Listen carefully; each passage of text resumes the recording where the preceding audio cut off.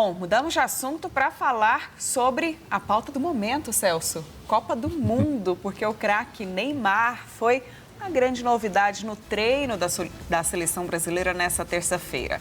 Camisa 10 foi a campo pela primeira vez desde que a seleção se reuniu nos Estados Unidos para o Mundial.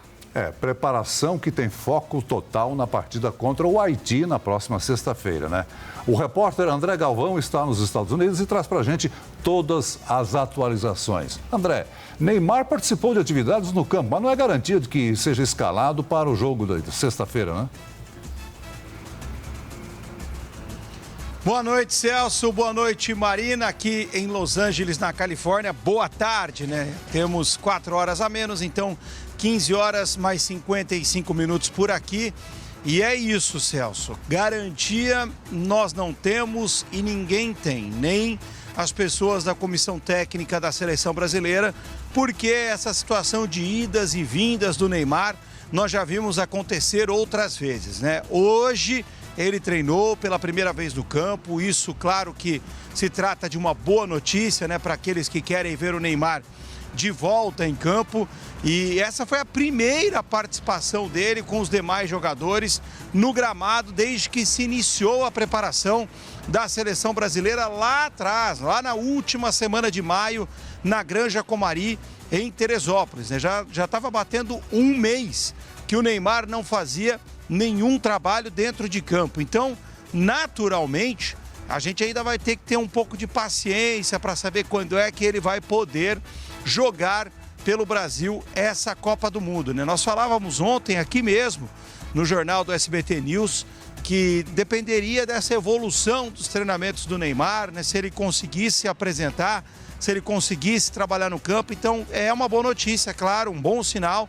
Nessa terça-feira, pela primeira vez, ele conseguiu trabalhar no campo. Nós temos ainda quarta-feira, quinta-feira, sexta-feira, que vai ser o segundo jogo do Brasil contra a seleção do Haiti, lá na Filadélfia. Mas, até então, nós vamos aguardar como é que vai ser essa avaliação no dia a dia, se o Neymar já consegue se soltar um pouco mais nos treinamentos. É claro que nós não temos acesso, né, a toda a atividade, mas a comissão técnica sim vai avaliar durante todo esse período como que o Neymar se comporta e como que ele pode colaborar para o time do Brasil na sexta-feira. Se ele treinar normalmente amanhã e quinta, ele vai para o jogo, mas não deve começar como titular da seleção brasileira essa partida diante da seleção do Haiti, porque ele está voltando aos poucos, então deve começar no banco de reservas.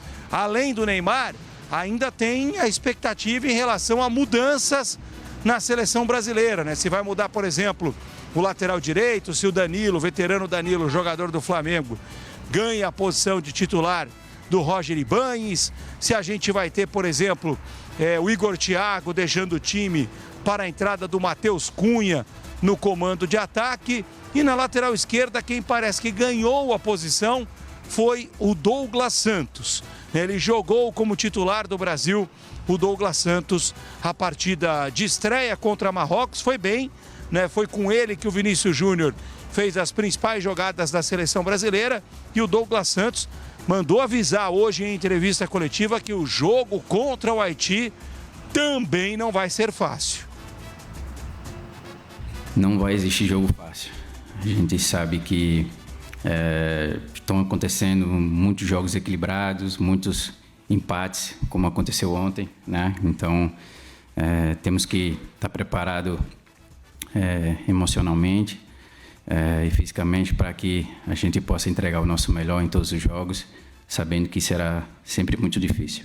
A gente está falando de uma seleção do Haiti, mas que é uma seleção muito forte fisicamente, que tem uma intensidade que a gente, pelo menos eu pude ver no jogo que eles fizeram contra a Escócia, que tem se mostrado uma seleção muito qualificada. Então, será um jogo muito difícil, no qual a gente tem que... O primeiro pensamento é pensar em vencer, porque não podemos ter a soberba de falar que é o Haiti e que a gente vai golear. Então, temos que ter os pés no chão, a humildade e saber que os 3 pontos é o mais importante nesse momento. A nossa expectativa é que o Neymar esteja 100% é das melhores. Estamos orando para que ele se recupere 100%, porque ele estando 100% vai ser um cara aí que vai nos ajudar bastante, né? Ele não é um ídolo para mim, creio que para todos os jogadores que aqui estão, até os mais jovens, né, que viram ele fazendo história, não só pelos clubes que passou, mas também pela seleção. André Galvão segue com a gente falando de Copa do Mundo. André, eu queria mudar um pouco de assunto, porque a gente acompanhou a partida, né, do Irã aí em Los Angeles, e a seleção do Irã enfrentou problemas para deixar os Estados Unidos na madrugada dessa terça-feira, depois de empatar com a Nova Zelândia na estreia da Copa do Mundo. O capitão do time e um auxiliar técnico foram retidos no aeroporto de Los Angeles, exatamente aí onde você está. E tudo isso nesse contexto de muita preocupação por conta dos conflitos, né? Da questão política por trás da participação do Irã na Copa.